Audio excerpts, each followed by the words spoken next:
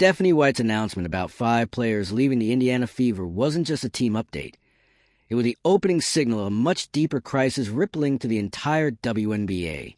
With Caitlin Clark's injury rocking the league's foundation, Indiana's response became a lightning rod for criticism. Fans are asking, how did the Fever lose control of their roster so quickly? Medical missteps, poor injury protocols, and a fractured relationship between management and players have all played a part. If you're here for the real story and not the filtered version, subscribe. And if you're sticking around for the next meltdown, you better definitely subscribe. What's happening in Indiana now looks less like an isolated case and more like a symptom of a broken system. The departure of 5 players from one of the league's most high-profile teams raises a bigger question. Is the WNBA headed toward a full-scale talent drain? The combination of poor injury handling, growing dissatisfaction among players, and enticing offers from European leagues is pressuring stars to walk away. With salary, stability, and respect on the line, the Fever's collapse may only be the beginning. Unless the WNBA addresses these issues immediately, its top-tier talent and its global reputation could disappear just as fast. Stephanie White just dropped a bombshell. 5 players are leaving the Indiana Fever. But that headline? It's just the tip of the iceberg in what might be the most chaotic stretch the WNBA has faced in years. This isn't just a rough patch. It's an all-out credibility crisis. And at the center of it all is Caitlin Clark.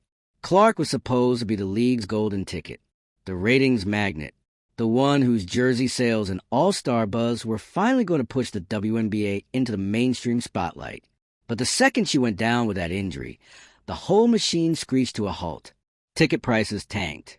The All-Star Game, which was banking hard on her presence, suddenly lost its draw. That one injury exposed exactly how fragile the league's foundation really is. Because the truth? The WNBA put all its eggs in one basket. Clark wasn't just a rising star. She was a business model. And when that model limped off the court, the money followed. It wasn't just a loss for Indiana. It was a revenue disaster league-wide. Ticket prices that were climbing thanks to the Caitlin effect, they plummeted. Expected earnings? Gone. Sponsors started sweating. The league's over-reliance on one player for financial success didn't just backfire. It blew up. And now, the ripple effect is setting in. European leagues saw the cracks and moved fast. They're not just watching, they're recruiting, offering top WNBA talent better pay, more stable contracts, professional treatment, and something the WNBA seems to be failing at right now: respect. Players are already listening. When 5 players suddenly walk away from the Indiana Fever, that's not just a coincidence. It's a symptom of a larger issue. Stephanie White announcing those exits was a moment of clarity, and maybe a quiet surrender. Because what do you do when your medical staff is under fire, your team's most marketable player is injured, and players are eyeing international offers with dollar signs in their eyes? You can't just post a motivational quote and move on. You need real answers. And the league doesn't seem to have them. Let's talk about the injury situation, because it's bad. Clark's muscle issues didn't come out of nowhere. The management of her injury, both by the Indiana Fever and the league at large, has raised major red flags. There's growing frustration over how these athletes are being handled. Poor injury protocols, rushed timelines, inadequate recovery, all of it is coming to light. And it's not just fans noticing. Players are speaking out, and the message is clear. They don't feel protected. They don't feel heard. That lack of trust is bleeding into every corner of the league. The WNBA's relationship with the players' union is strained at best. And when union leadership is out in public criticizing how players are treated, how injuries are handled, and how the league is being run, that's a crisis. The collective bargaining agreement is hanging in the balance, and protests are making it obvious. This isn't a silent standoff. It's an open war. All of this is happening while overseas leagues are sliding into the DMs of America's best talent. European clubs are making a compelling case. More money, better care, less chaos. And unlike the WNBA, they're not depending on a single player to sell the league. They're building systems, not just star power. For players tired of feeling like pawns in a broken system, it's tempting, really tempting. And this isn't just about salaries. It's about professionalism, stability, Basic respect. Overseas leagues are branding themselves as serious, player-first organizations. Meanwhile, the WNBA is looking more and more like the workplace equivalent of a never-ending PR fire. The optics are brutal. And the numbers? Even worse. Ticket sales are down. Viewership is shaky. Sponsors are nervous. Every major financial pillar the league was leaning on is wobbling, and with players openly questioning their future in the WNBA. The foundation looks weaker by the day. It's not just a talent problem anymore. It's a brand problem. And it's getting harder to sell a league when the athletes themselves are signaling they want out. The worst part? The leadership seems out of touch. Players are protesting. Fans are asking tough questions. But the top brass? Silent or spinning. That disconnect is only making things worse. The people in charge don't seem to grasp how deep the frustration runs. This isn't about one injury or one team. It's about a culture that's been allowed to ignore warning signs for too long. Let's not forget what's really at stake here. The WNBA isn't just fighting to retain players. It's fighting to stay relevant in the global basketball scene. If more players take the European offer, what happens to the league's competitiveness?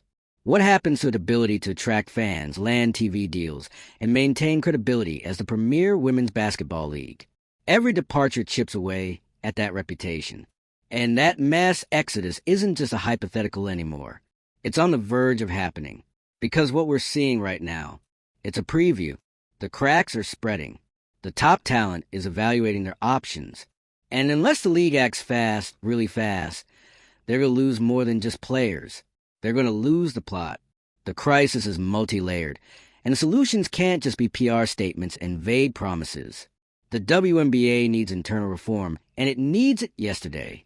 Better injury management. A genuine relationship with the players' union. Real investment in long-term player development. Not just short-term stardom. Because as much as Clark brought attention, she also highlighted the league's biggest vulnerability. Its inability to operate beyond a single narrative. This league cannot survive on star power alone. The over-reliance on one or two faces isn't sustainable, and Caitlin Clark's injury exposed that truth in the harshest way possible. A growth model built on celebrity falls apart the moment that celebrity gets sidelined. And what's left? A lot of disillusioned players, disappointed fans, and disappearing dollars. So what now? That's the question hanging in the air. Will the WNBA take this as a wake-up call, or will it brush it off until more players pack their bags and catch a flight to Europe? Because the choice is clear, reform or decline. There's no middle ground anymore. And let's not get it twisted. This might not be an extinction-level event just yet, but it is an alarm. A loud, flashing, can't-ignore-it warning that the league needs to evolve. Some say this whole thing is a bargaining tactic, that the players' union is turning up the pressure. But even if that's true, it only works because the foundation is already cracking. The trust is gone. The players are frustrated. The fans are losing patience. And the competition? It's circling like sharks. 5 players walking away from one team might seem like a roster shuffle, but in the broader context, it's a sign of a much deeper problem. The Indiana Fever isn't just losing bodies, it's losing faith. And the league's slow response is turning a team issue into a full-on identity crisis. If the WNBA wants to keep its place at the top, it needs to fix this. Fast. Not with gimmicks. Not with empty hype. But with real leadership, structural reform, and a commitment to treating players like the professionals they are. Because right now, Europe is looking a whole lot better to a whole lot of people. And that should scare the hell out of the WNBA. If you're following this storm, drop your thoughts in the comments. Is this a wake-up call or just the beginning of the end? Make sure you're subscribed so you don't miss the next chapter. Because something tells me this drama is far from over. Nobody in the WNBA offices was prepared for this kind of fallout. One injury shouldn't unravel the league's momentum, but here we are. The fact that so much hinged on Caitlin Clark, a rookie, says everything about how unsustainable the current system is. This wasn't a gradual shift or a slow decline. It was a collapse in real time. The second she went down, the illusion shattered. And what did the league do in response? Delay, downplay, deny, Instead of aggressively addressing the glaring issues, players' safety, medical standards, leadership accountability, they fumbled through vague statements and tried to pretend it was business as usual. Meanwhile, players like Clark are grinding through injuries, expected to carry teams, ticket sales, and entire marketing campaigns on their backs. It's not just reckless, it's disrespectful. The Fever's medical staff has been under a microscope since this all started, and for good reason. The handling of Clark's condition wasn't just questionable. It was a public example of how ill-prepared this organization is to protect its stars. When your biggest asset is visibly struggling and the league's response is radio silence, fans start asking questions. And players? They start looking for exits. Stephanie White's announcement that 5 players are out? That was the moment it became undeniable. This isn't a personnel problem. It's a leadership problem. And the league's silence only adds fuel to the fire. If 5 players are willing to walk away mid-season, that doesn't happen in a healthy environment. That's a vote of no confidence. You can't fix this with a branding campaign. You can't plaster over it with highlight reels and motivational clips. The cracks are too deep, and now the vultures are circling. European leagues are watching this implosion and rolling out the red carpet. They see a chance to scoop up top-tier talent, while the WNBA fumbles in disarray. And they're not being subtle. Better pay, less chaos, medical resources that don't feel like an afterthought, a system that doesn't burn players out and treat them like marketing tools. What player wouldn't at least consider that? And here's the part that should really make WNBA execs sweat. It's not just the stars who are tempted to leave. It's the mid-tier players, the ones who grind every season without guaranteed minutes or real financial security. The ones who make up the majority of the league. If they start leaving too, that's the collapse of your depth. That's the unraveling of your talent ecosystem. Because without depth, you don't have teams. You have a handful of exhausted superstars and a rotating cast of short-term replacements. That's not a league. That's a liability. And still, the leadership remains oddly detached, as if this is just a PR blip instead of a full-blown identity crisis. The gap between what players are saying and what the league is doing has never felt wider. Players are being vocal through social media, interviews, union statements. They're frustrated. They're exhausted. They're tired of pretending this league is doing enough when clearly it's not. Look at the CBA situation. Negotiations are tense. The union's been loud about what's missing. Better medical care, increased pay, long-term career support. And what has the league done in response? Drag its feet. It's like they're hoping this will all blow over. But this isn't blowing over. It's blowing up. Ticket sales are in free fall. The All-Star Game, once expected to be a moneymaker, turned into a financial dud. With Clark injured, the hype disappeared, and with it went a huge chunk of projected revenue. Sponsors aren't blind. They see the instability. They see the headlines. They see a league one injury away from collapse. That's not a sustainable business model. That's a gamble with no safety net. And here's the part that stings the most. It didn't have to be this way. The warning signs were there. The over-reliance on individual star power. The weak injury protocols. The constant tension with the players' union. But instead of addressing the rot, the league kept putting Band-Aids on bullet wounds. Now the consequences are here. In public. On display. And fans? They're caught in the middle, watching their favorite players either sidelined with injuries or quietly disappearing to international teams. It's disorienting. It's frustrating. And if something doesn't change fast, it's going to be permanent. This isn't just about Caitlin Clark anymore. She was a catalyst. But the deeper issues, they've been simmering for years. Underfunded teams. Patchy infrastructure. A leadership team that seems more focused on optics than outcomes. And now it's all unraveling at once. If the league doesn't act now, genuinely decisively, it won't just lose players. It'll lose credibility, global standing, its place as the top women's league in the world. Because make no mistake, the competition is real. European clubs aren't just offering better deals. They're building an image of professionalism the WNBA can't currently match. And in this sport, perception matters. If enough players start believing they'll be better treated overseas, then the exodus becomes a movement. That's when the brand collapses. That's when networks stop renewing deals. That's when the sponsors walk away. Because what's the point of investing in a league that can't hold on to its own stars?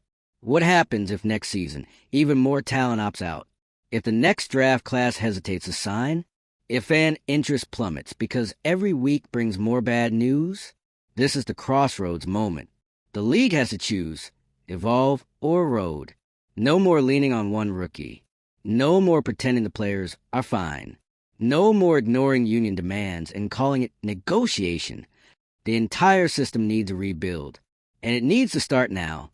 That means overhauling injury management protocols, investing in proper medical care, ensuring players aren't being pushed too far, too fast for the sake of ticket sales.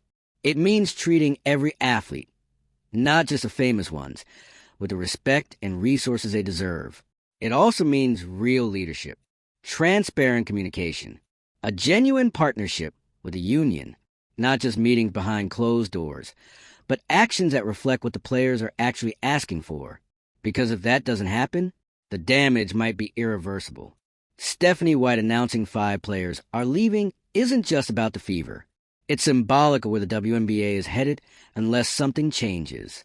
It's the canary in the coal mine, the warning shot.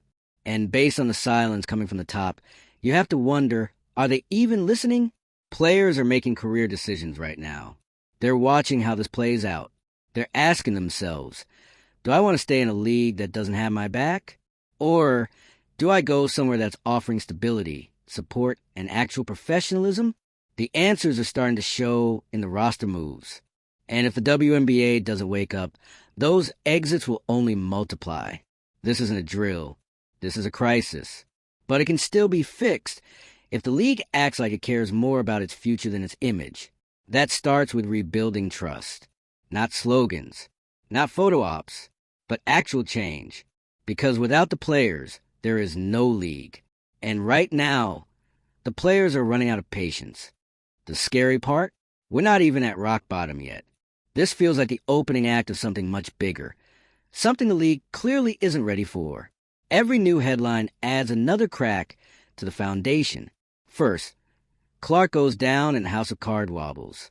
Then ticket prices nosedive, viewership cools, and revenue projections get shredded.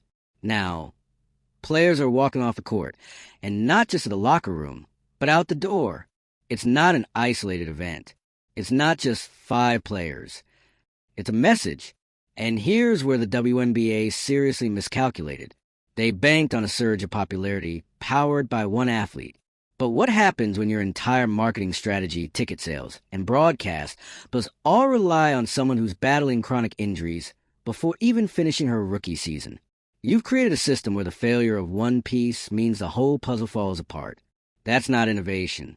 That's desperation. Now, fans are watching what was hyped as a golden era devolve into a messy, public crisis. The new faces of the league are caught between being marketed as heroes and being treated like liabilities the second they speak out or slow down. And that tension? It's becoming impossible to hide. Every day that passes without real reform is another day the league hemorrhages trust.